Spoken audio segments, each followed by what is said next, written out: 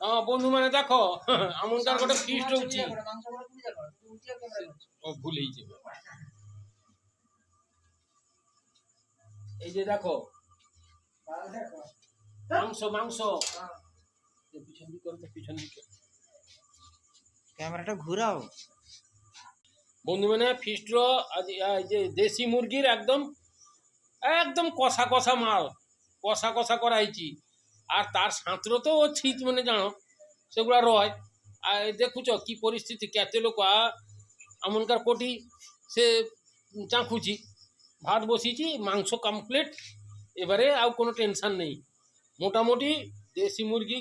রান্না হয়েছি স্যালাড অছি আর আলু ভাজা হয়েছি